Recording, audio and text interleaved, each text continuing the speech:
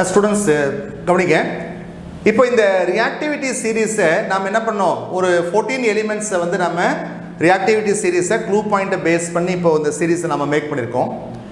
இப்போ ஒரு ரியாக்டிவிட்டி சீரீஸில் இந்த டாப்பில் இருக்கிற இந்த மெட்டல் தான் வந்து பார்த்திங்கன்னா மோஸ்ட் ரியாக்டிவ் மெட்டல். எது? Potassium is the most reactive metal.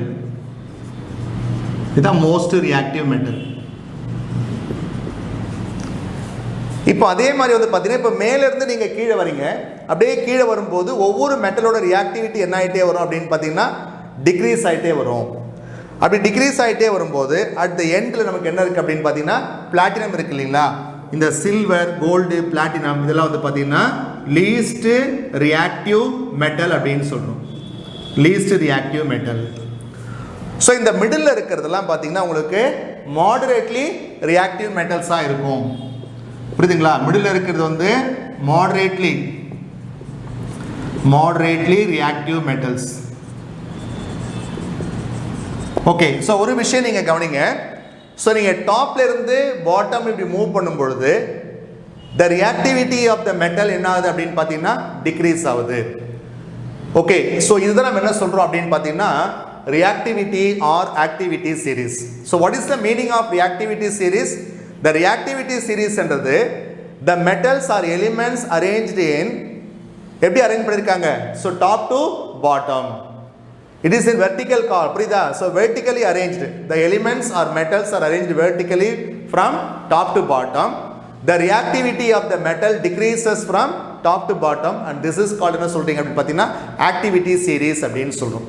Okay, so இந்த இடத்துல நம்ம என்ன பண்ணுறோம், இந்த எலிமெண்ட்ஸையும் இந்த மெட்டல்ஸ் என்ன பண்ணுறோம், டாப் டு பாட்டம் நாம் வெர்டிக்கலாக அரேஞ்ச் பண்ணியிருக்கோம். ஸோ இது நீங்கள் மேலேருந்து கீழே வரும்போது என்ன ஆகுன்னு கேட்டிங்கன்னா அந்த மெட்டலோட ரியாக்டிவிட்டி வந்து டிக்ரீஸ் ஆகிட்டே இருக்கும். ஸோ இதை தான் நம்ம என்ன சொல்கிறோம் அப்படின்னு பார்த்தீங்கன்னா ரியாக்டிவிட்டி சீரீஸ் அப்படின்னு சொல்கிறீங்க.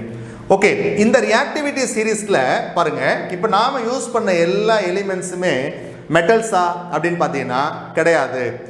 இதில் பார்த்தீங்கன்னா ஒரு எலிமெண்ட் வந்து பார்த்தீங்கன்னா நான் மெட்டல். இங்கே பாருங்கள், இந்த இடத்துல வந்து ஹைட்ரஜன் ஒன்று நான் யூஸ் பண்ணியிருக்கேன் பாருங்கள். இந்த இடத்துல நான் ஹைட்ரஜன் அப்படின்னு ஒன்று யூஸ் பண்ணியிருக்கேன் பாருங்கள்.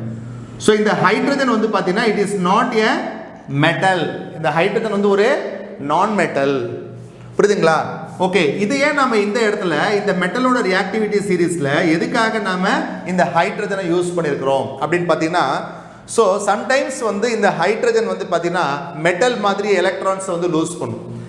ஆக்சுவலாக இப்போ நீங்கள் சோடியம் எடுத்துக்கிட்டிங்கன்னா சோடியம் வந்து எலக்ட்ரான்ஸை டொனேட் பண்ணால் என்னவா மாறுது, Na+ மாறுது இல்லைங்களா.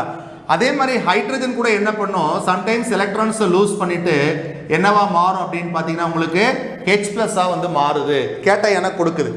புரியுதுங்களா? ஸோ இந்த ப்ராப்பர்ட்டி வந்து சிமிலர் டு மெட்டல் மாதிரி இருக்குது. இன்னொரு விஷயம் பார்த்தீங்கன்னா நம்ம என்ன பண்ணுறோம், ஸோ மெட்டல்ஸை வந்து இந்த ஹைட்ரஜனோட கம்பேர் பண்ணுறோம். நிறைய கெமிக்கல் ரியாக்ஷன்ஸ் வந்து ஆசிட்ஸில் நடக்குது இல்லைங்களா. நிறைய கெமிக்கல் ரியாக்ஷன்ஸ் ஆசிட்ஸில் நடக்குது. ஆசிட்ஸ்லாம் என்ன இருக்கும் அப்படின்னு பார்த்தீங்கன்னா ஹைட்ரஜன் இருக்கும் இல்லைங்களா. அப்போது எந்த மெட்டல்ஸ்லாம் வந்து மோர் ரியாக்டிவ் தேன் ஹைட்ரஜன், எந்த மெட்டல்ஸ்லாம் லெஸ் ரியாக்டிவ் தேன் ஹைட்ரஜன் என்ற ஒரு கம்பேரிசனுக்காக என்ன பண்ணுறாங்க, இந்த இடத்துல என்ன வச்சுருக்காங்க அப்படின்னு பார்த்தீங்கன்னா ஹைட்ரஜனை வச்சுருக்காங்க. But hydrogen is not a metal, இது ஒரு நான் மெட்டல். பட் இந்த மெட்டல்ஸ்லாம் வந்து பார்த்தீங்கன்னா மோர் ரியாக்டிவ் தேன் ஹைட்ரஜன், இந்த மெட்டல்ஸ் வந்து லெஸ் ரியாக்டிவ் தேன் ஹைட்ரஜன். Okay, right.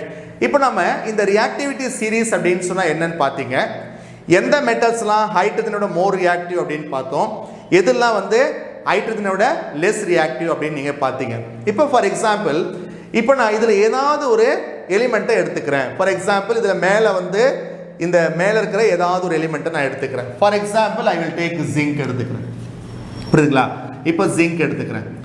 ஸோ இந்த ஜிங்க் மெட்டல் எடுத்துகிட்டு நான் என்ன பண்ணுறேன், இந்த இடத்துல கீழே காப்பர் இருக்கு இல்லைங்களா, இந்த காப்பருடைய சால்ட் சொல்யூஷனை நான் எடுத்துக்கிறேன். Copper sulphate. For example I will take CuSO4. இது ஒரு காப்பர் சல்பேட் சொல்யூஷன் எடுத்துக்கிறேன்.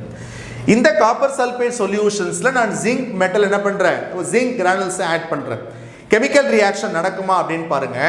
இப்போ இந்த மெட்டல் வந்து ஜிங்க் மெட்டல், இந்த மெட்டல் வந்து காப்பர் மெட்டல். ஓகே, ஸோ இந்த ஜிங்க் எங்கே இருக்குது, இந்த ரியாக்டிவிட்டி சீரீஸில் ஜிங்க் வந்து மேலே இருக்குது, காப்பர் எங்கே இருக்குது அப்படின்னு பார்த்தீங்கன்னா காப்பர் வந்து கீழே இருக்குது. Which is more reactive. அப்போது ஜிங்க் வந்து இந்த reactivity seriesல மேல இருக்கிறதுனால the zinc is more reactive than copper. The zinc is more reactive than copper. அப்போ இந்த zinc என்ன பண்ணும், அந்த காப்பரை அதனுடைய சொல்யூஷன்ஸ்ல இருந்து டிஸ்ப்ளேஸ் பண்ணும், கெமிக்கல் ரியாக்ஷன் நடக்கும். அப்போ zinc is more reactive. The more reactive metal will displace less reactive metal from its salt solution. அப்ப கெமிக்கல் ரியாக்ஷன் நடக்கும். எப்படி நடக்கும், இந்த ஜிங்க் போயிட்டு காப்பரை டிஸ்ப்ளேஸ் பண்ணிடும். அப்ப என்ன ப்ராடக்ட் வரும் அப்படின்னு பாத்தீங்கன்னா ZnSO4 Cu. இந்த ஜிங்க் போயிட்டு என்ன பண்ணும், இந்த சல்பேட்டோட கம்பைன்ட் ஆயிடும், காப்பர் வந்து டிஸ்ப்ளேஸ் பண்ணும். அப்ப இந்த கெமிக்கல் ரியாக்ஷன் நடக்கும். ஸ்டூடண்ட்ஸ் புரியுதா உங்களுக்கு? அப்போ டாப்ல இருக்கிற மெட்டல் வந்து பாட்டம்ல இருக்கிற மெட்டலை என்ன பண்ணும், டிஸ்ப்ளேஸ் பண்ணும், அதனுடைய சால்ட் சொல்யூஷன் வந்து டிஸ்ப்ளேஸ் பண்ணும். இப்பயே நான் இதை ரிவர்ஸ்ல போடுறேன் பாருங்க. இப்போ நீங்க காப்பர் எடுத்துக்கிறீங்க, காப்பர் வந்து இங்க கீழே இருக்கு, அதே ஜிங்க் வந்து இப்ப மேல இருக்கு. இப்போ நான் ஜிங்க் சல்பேட் எடுத்துக்கிறேன், ZnSO4 எடுத்துக்கிறேன். ஓகே, இந்த கெமிக்கல் ரியாக்ஷன் நடக்குமான்னு பாருங்க.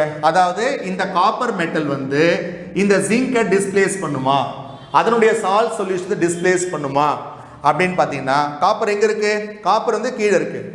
அப்ப காப்பர் வந்து லெஸ் ரியாக்டிவ் தேன் ஜிங்க், ஜிங்க் வந்து மேல இருக்கு பாருங்க. அப்போ கீழே இருக்கிற மெட்டல் வந்து என்ன பண்ணாது, மேல இருக்கிற மெட்டலை டிஸ்ப்ளேஸ் பண்ண முடியாது. புரியுதுங்களா? அப்போ copper cannot displace zinc. Zinc is more reactive. இது வந்து zinc is more reactive இல்ல, மேல இருக்கு பாருங்க. அப்போ more reactive element ஒரு less reactive element என்ன பண்ணாது அப்படின்னு பாத்தீங்கன்னா டிஸ்ப்ளேஸ் பண்ணாது, இங்க கெமிக்கல் ரியாக்ஷன் நடக்காது. அப்போ ஒரு பாயிண்ட்டை நீங்க ஞாபகம் வச்சுக்கோங்க. ஸோ மேல இருக்கிற எலிமெண்ட்ஸ் வந்து கீழே இருக்கிற எலிமெண்ட்ஸை டிஸ்ப்ளேஸ் பண்ணும், ஆனா கீழே இருக்கிற எலிமெண்ட்ஸ் மேல இருக்கிற எலிமெண்ட்ஸ் என்ன பண்ணாதுன்னு கேட்டீங்கன்னா டிஸ்பிளேஸ்மென்ட் பண்ணாது. புரியுதுங்களா? அதுக்காக தான் இந்த ரியாக்டிவிட்டி சீரிஸை நம்ம என்ன பண்றோம், இங்க வந்து தெரிஞ்சுக்கிறோம். ஓகே ஸ்டூடெண்ட்ஸ், இப்போ அடுத்து கவனிங்க. இப்போ நீங்க which metal in this series will displace other metals அப்படின்னு கேட்டாங்கன்னா இந்த பொட்டாசியம் வந்து எல்லா மெட்டல்ஸையும் டிஸ்ப்ளேஸ் பண்ணும். பொட்டாசியம் வந்து இங்க இருக்கிற கீழே இருக்கிற எல்லா மெட்டல்ஸையும் டிஸ்ப்ளேஸ் பண்ணும். புரியுதுங்களா? இப்போ நீங்க சோடியம் எடுத்துக்கிறீங்க, செகண்ட் மெட்டல் வந்து சோடியம் எடுத்துக்கிறீங்க. சோடியம் வந்து displace other metals except potassium. இதுக்கு கீழே இருக்கிறதெல்லாம் டிஸ்ப்ளேஸ் பண்ணும், மேலே இது டிஸ்ப்ளேஸ் பண்ணாது. கால்சியம் எடுத்துக்கிட்டீங்கன்னா கால்சியம் வந்து it cannot displays sodium and potassium, but it can displays other metals. அந்த மாதிரி தான். இப்போ நீங்க என்ன பண்றீங்க, இப்போ லெட் எடுத்துக்கிறீங்க. லெட் வந்து காப்பர், சில்வர், கோல்டு, பிளாட்டினம் இதெல்லாம் டிஸ்ப்ளேஸ் பண்ணும், இதுக்கு மேலே இருக்கிறது டிஸ்ப்ளேஸ் பண்ணாது. அப்போ the metal which is present in the top is highly reactive. That highly reactive metal will displace less reactive metal which falls in the bottom of this reactivity series. Okay, right. இப்போ அடுத்த point கவனிங்க. இப்போ இந்த இடத்துல I will take hydrogen. இப்போ hydrogen எங்க இருக்குன்னு பார்த்தீங்கன்னா ஆசிட்ல இருக்கு. For example I will take H2SO4. இது வந்து dilute sulfuric acid. I will take dilute sulfuric acid. இந்த சல்ஃபூரிக் ஆசிட்ல தான் இந்த ஹைட்ரஜன் ஆட்டம். இப்போ நம்ம என்ன பண்ண போறோம், இதுக்கு மேல இருக்கிற ஏதாவது ஒரு மெட்டல் நான் யூஸ் பண்ண போறேன் மேல. For example I will take zinc metal. புரியுதா? Zinc metal, a piece of zinc metal என்ன பண்றீங்க, dilute sulfuric acidல நீங்க போடுறீங்க. கெமிக்கல் ரியாக்ஷன் நடக்குமா? இப்போ ஹைட்ரஜன் கீழ இருக்கு, ஜிங்க் மேல இருக்கு. அப்போ இந்த ஹைட்ரஜனை கம்பேர் பண்ணும்போது the zinc is more reactive. ஹைட்ரஜனை கம்பேர் பண்ணும்போது zinc is more reactive. அப்போ zinc is more reactive than hydrogen. Chemical reaction நடக்குமா? டிஸ்பிளேஸ்மென்ட் நடக்குமா? S. the zinc will displace hydrogen from H2SO4. அப்ப என்ன ப்ராடக்ட் வரும், இந்த ஜிங்க்கும் இந்த சல்பேட் ரியாக்ட் ஆச்சுன்னா ZnSO4 பிளஸ் என்ன கிடைக்கும் உங்களுக்கு, ஹைட்ரஜன் கேஸ் வந்து லிபரேட் ஆகும். ஓகே, அப்போ ஒரு ஜிங்க் மெட்டலை நீங்க சல்ஃபூரிக் ஆசிட்ல ஆட் பண்ணும்போது என்ன ஆகும்னு கேட்டீங்கன்னா the zinc dissolves in sulfuric acid. புரியுதா? producing என்ன கேஸ், ஹைட்ரஜன் கேஸ். இங்க பாருங்க, zinc displaces hydrogen. Zinc displacing hydrogen because zinc is more reactive. Okay right. இப்போ அடுத்த பாயிண்ட் பாருங்க. இதே ஹைட்ரஜனோட கீழே ஒரு எலிமெண்ட் இருக்குல்ல, காப்பர், இதை நம்ம யூஸ் பண்ணிக்கலாம். இதே சல்ஃபூரிக் ஆசிட் நான் எடுத்துக்கிறேன், H2SO4, அதே டைலூட் சல்ஃபூரிக் ஆசிட் நான் எடுத்துக்கிறேன்.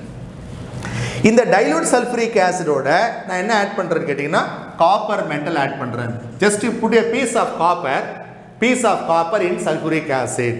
கெமிக்கல் ரியாக்ஷன் நடக்குமா? இப்போ இதை ரெண்டுத்தையும் நீங்க கம்பேர் பண்ணுங்க, இதை ரெண்டுத்தையும் கம்பேர் பண்ணுங்க. காப்பர் மோர் ரியாக்டிவா இல்ல ஹைட்ரஜன் மோர் ரியாக்டிவா பாருங்க. காப்பர் ஹைட்ரஜன் எது மேல இருக்கு? ஹைட்ரஜன் தான் மேல இருக்கு, காப்பர் வந்து கீழே இருக்கு. அப்போ இந்த கேஸ்ல copper is less reactive than hydrogen. Copper is less reactive than hydrogen. அப்ப இந்த காப்பர் இந்த ஹைட்ரஜனை டிஸ்பிளேஸ் பண்ணுமா? இந்த காப்பரால இந்த ஹைட்ரஜனை டிஸ்பிளேஸ் பண்ண முடியுமா?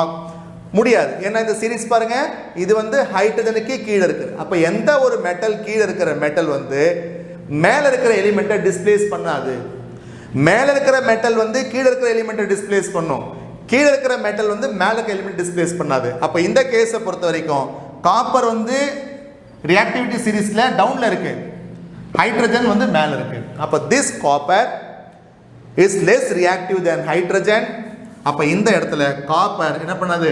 it does not displace hydrogen, no chemical reaction takes place. புரிஞ்சு போச்சுங்களா? அப்போ இந்த ரியாக்டிவிட்டி சீரிஸ்ல இங்க இருக்கிற ஹைட்ரஜன் இருக்கு இல்லைங்களா, இந்த ஹைட்ரஜனை ஆசிட்ல இருக்கிற ஹைட்ரஜனை இந்த மெட்டல்ஸ்லாம் என்ன பண்ணும்? டிஸ்பிளேஸ் பண்ணும். the hydrogen present in the acid displaced by all these metals. அதே மாதிரி இந்த ஹைட்ரஜனுக்கு கீழே இருக்கிற copper, silver, gold and platinum, these metals வந்து it does not displace hydrogen from acids. ஏன்னா இது வந்து less reactive than hydrogen, இது எல்லாமே more reactive than hydrogen. அப்போ இந்த கம்பேரிசனுக்காக தான் நம்ம என்ன பண்றோம், இந்த இடத்துல ஹைட்ரஜனை நாம ரியாக்டிவிட்டி சீரிஸ்ல யூஸ் பண்றோம். ஸோ எந்த மெட்டல்ஸ்லாம் ஹைட்ரஜனை விட மோர் ரியாக்டிவ், எந்த மெட்டல்ஸ்லாம் ஹைட்ரஜனை ஆசிட்லேருந்து டிஸ்பிளேஸ் பண்ணும், எந்த மெட்டல்ஸ்லாம் ஹைட்ரஜனை விட லெஸ் ரியாக்டிவ், எதெல்லாம் வந்து ஹைட்ரஜனை ஆசிட்லேருந்து டிஸ்பிளேஸ் பண்ணாது, இந்த மாதிரி முக்கியமான பாயிண்ட்ஸ் நம்ம இதில் தெரிஞ்சுக்கிறோம் அப்படின்னு பார்த்தீங்கன்னா ரியாக்டிவிட்டி சீரீஸ்லேருந்து நீங்கள் தெரிஞ்சுக்கிறீங்க. ஓகே ஸ்டூடெண்ட்ஸ், இப்போ நிறைய கொஸ்டின்ஸ் வந்து இந்த ரியாக்டிவிட்டி சீரீஸை நீங்கள் பேஸ் பண்ணி கேட்கலாம். இந்த சீரீஸை நீங்கள் மைண்டில் ஞாபகம் வச்சுக்கோங்க. எப்போவுமே ஒரு பாயிண்ட் ஞாபகம் வச்சுக்கோங்க, டாப்ல இருக்கிற மெட்டல் வந்து பாட்டம்ல இருக்கிற மெட்டலை டிஸ்பிளேஸ் பண்ணும், அது பாட்டம்ல இருக்கிற மெட்டல் வந்து டாப்ல இருக்கிற மெட்டலை வந்து டிஸ்பிளேஸ் பண்ணாது. ஓகே ஸ்டூடெண்ட்ஸ், ஓகே இந்த ரியாக்டிவிட்டி சீரிஸ் வந்து மெட்டல்ஸ்ல மட்டுமா அப்படின்னு பார்த்தீங்கன்னா இது வந்து இதில் இருக்கு, நான் மெட்டல்ஸ்னு இருக்கு. இப்போ ஃபார் எக்ஸாம்பிள் நீங்க ஹாலஜன் அப்படின்னு ஒரு ஃபேமிலி படிச்சிருப்பீங்க, பீரியாடிக் டேபிள்ல ஹாலஜன்ஸ் அப்படின்னு ஒன்று படிச்சிருப்பீங்க. ஸோ ஹாலஜன்ஸ்லாம் எது பார்த்தீங்கன்னா ஃப்ளூரின், அதுக்கப்புறம் வந்து குளோரின், புரோமின், அதுக்கப்புறம் வந்து அயோடின், இதை நம்ம வந்து ஹாலஜன்ஸ் அப்படின்னு சொல்லுவோம். இது எல்லாமே நான் மெட்டல்ஸ், இந்த ஹாலஜன்ஸ் எல்லாமே நான் மெட்டல்ஸ். இதில் கூட பார்த்தீங்கன்னா ஃப்ளூரின் தான் மோஸ்ட் ரியாக்டிவ் எலிமெண்ட், ஃப்ளூரின். அதே மாதிரி வந்து பார்த்தீங்கன்னா நெக்ஸ்ட் வந்து குளோரின், அதுக்கப்புறம் என்ன வரும் அப்படின்னு பார்த்தீங்கன்னா புரோமின், அதுக்கப்புறம் என்ன வரும் அப்படின்னு பார்த்தீங்கன்னா iodine. So the most reactive நான் metal, the most reactive non-metal in the halogen family என்ன அப்படின்னு பார்த்தீங்கன்னா fluorine. the least reactive halogen அப்படின்னு பார்த்தீங்கன்னா iodine. ஸோ அப்போ இந்த மாதிரி ரியாக்டிவிட்டி சீரிஸ் வந்து மெட்டல்ஸ்ல மட்டும் கிடையாது, இதே மாதிரி நான் மெட்டல்ஸ்லேயும் நமக்கு அந்த ரியாக்டிவிட்டி சீரிஸை நம்ம ஃப்ரேம் பண்ணலாம். அதில் ஹைலி ரியாக்டிவ் நான் மெட்டல், லெஸ் ரியாக்டிவ் நான் மெட்டல், அந்த மாதிரி கூட நமக்கு இருக்கு. ஓகே ஸ்டூடெண்ட்ஸ், இப்போ இந்த ரியாக்டிவிட்டி சீரிஸை பேஸ் பண்ணி எப்படி கொஸ்டின்ஸ் கேட்க போறாங்க, எந்த மாதிரி கொஸ்டின்ஸ்லாம் கேட்பாங்கன்றதை இப்போ நாம அடுத்து வரக்கூடிய இப்போ செஷனில் பார்க்க போகிறோம்.